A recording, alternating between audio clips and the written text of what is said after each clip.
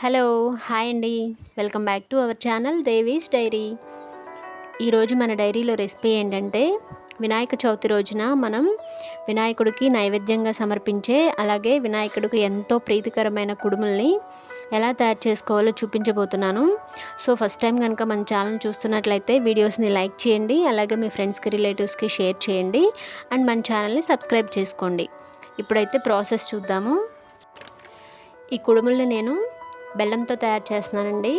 దానికోసం ముందుగా ఒక 100 గ్రాముల చొప్పున పచ్చిశనగపప్పుని ఒక 2 గంటల ముందు నానబెట్టి తీసుకున్నాను. శుభ్రంగా వాష్ చేసుకొని పక్కన పెట్టుకోవాలి. తర్వాత ఒక గిన్నెలోకి 1.5 కప్పు బెల్లం తీసుకున్నాను. మన క్వాంటిటీ వచ్చేసి 1 కప్పు బెల్లం తీసుకుంటే 2 కప్పుల పిండి తీసుకోవాలి. అంటే పిండి ఎంత తీసుకుంటే అందులో హాఫ్ బెల్లం తీసుకోవాలి.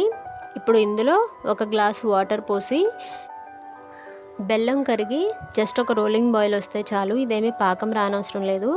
నాకు బెల్లం డస్టీగా అనిపించింది, సో అందుకని ఒక గిన్నెలో ఇలా తీసుకొని ఫిల్టర్ చేద్దామని చెప్పి ఈ గిన్నెలో తీసుకున్నాను.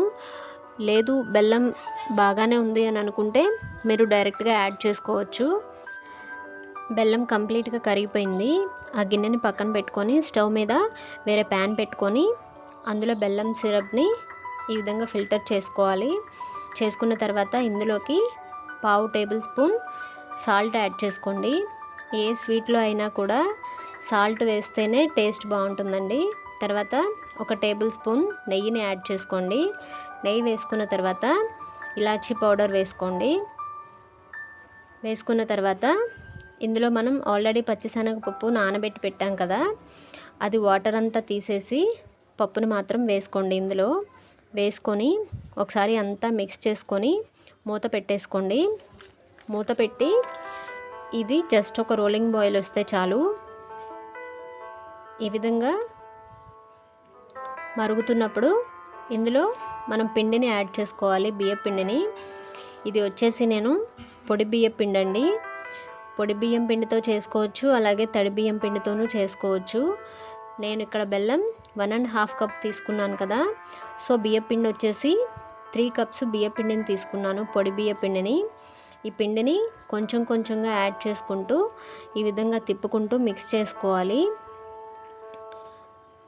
ఒక్కసారిగా వేసేయకండి, కొంచెం కొంచెంగా వేసుకుంటూ ఈ విధంగా తిప్పుకోవాలి. మొత్తం పిండంతా కూడా ఈవెన్గా కలిసే విధంగా తిప్పుకోవాలి.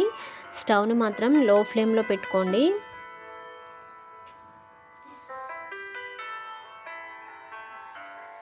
ఈ విధంగా అంతా మిక్స్ చేసుకున్న తర్వాత స్టవ్ని ఆఫ్ చేసేసుకోండి. స్టవ్ని ఆఫ్ చేసుకొని మూత పెట్టేసి ఈ పిండిని చల్లారనివ్వాలి కంప్లీట్గా. ఒక 10 మినిట్స్ పక్కన పెట్టండి. ఈ పిండి కంప్లీట్గా చల్లారిన తర్వాత చేతికి నెయ్యిని అప్లై చేసుకొని ఈ పిండిని మళ్ళీ ఒకసారి అంతా ఈవెన్గా కలిసే విధంగా కలుపుకోవాలి. ఈ విధంగా పిండంతా కూడా కలుపుకొని పక్కన పెట్టుకోండి. ఇప్పుడు కుడుముల్ని ఉడికించుకోవడానికి స్టీమ్ రెడీ చేసుకోవాలి. ఇడ్లీ పాత్ర స్టవ్ మీద పెట్టుకొని అందులో వాటర్ పోసుకొని మూత పెట్టేసుకొని స్టవ్ని మీడియం ఫ్లేమ్లో పెట్టుకోవాలి. ఈలోగా మనం కుడుముల్ని ప్రిపేర్ చేసుకోవాలి. ప్లేట్స్కి నూనెతో కానీ నెయ్యితో కానీ అప్లై చేసుకోవాలి ఫస్ట్. తర్వాత పిండిని ఈ విధంగా కొంచెం చిన్న చిన్న ఉండల్లాగా తీసుకొని చేతికి నెయ్యి అప్లై చేసుకొని మనకు కావాల్సిన షేప్లో చేసుకోవచ్చండి. ఫస్ట్ ఈ విధంగా అప్పాల్లాగా చేసుకోవచ్చు. ఇది వచ్చేసి ఒక షేప్ అండి. తర్వాత కొంచెం కొంచెం పిండిని తీసుకొని బాల్స్ లాగా ప్రిపేర్ చేసుకొని తీసుకోవచ్చు. ఇది వచ్చేసి ఇంకొక షేపు. నెక్స్ట్ వచ్చేసి కొంచెం పిండిని తీసుకొని వేళ్ళతో ఈ విధంగా ప్రెస్ చేసుకుంటూ ఈ విధంగా చేసుకొని పెట్టుకోవచ్చు. ఇది వచ్చేసి ఇంకొక షేపు. నెక్స్ట్ వచ్చేసి మోదుగుల షేప్ అండి. ఇది కూడా చాలా ఈజీగా ప్రిపేర్ చేసుకోవచ్చు. ఫస్ట్ కొంచెం పిండిని తీసుకొని ఈ విధంగా బాల్ లాగా చేసుకొని వేళ్ళతో పైన ఈ విధంగా ప్రెస్ చేయండి ఫస్ట్. తర్వాత డిజైన్ ఇవ్వడం కోసం 1 స్పూన్ తీసుకొని దాని బ్యాక్ సైడ్న ఈ విధంగా ప్రెస్ చేయండి. మంచి షేప్ వచ్చేస్తుంది. ఇది ఒక షేప్ అనమాట.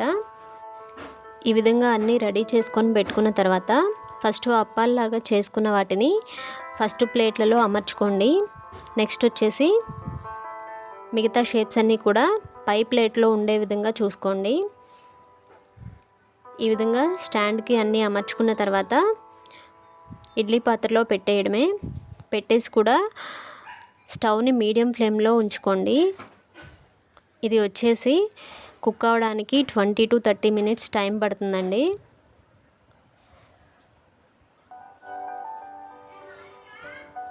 స్టవ్ని మీడియం ఫ్లేమ్లో ఉంచుకోండి.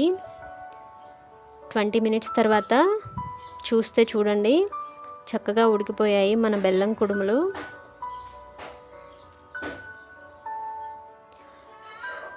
వీటిని ఒక ప్లేట్లోకి తీసుకోవడమే.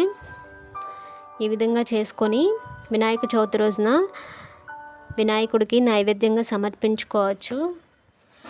చాలా టేస్టీగా ఉంటాయి అండ్ చాలా క్విక్గా తయారు చేసుకోవచ్చు. మీరు కూడా తప్పకుండా ట్రై చేయండి. ఈ వీడియో కనుక మీకు నచ్చినట్లయితే వీడియోస్ని లైక్ చేయండి అండ్ ఛానల్ని సబ్స్క్రైబ్ చేయండి. మరో వీడియోతో మళ్ళీ కలుద్దాం.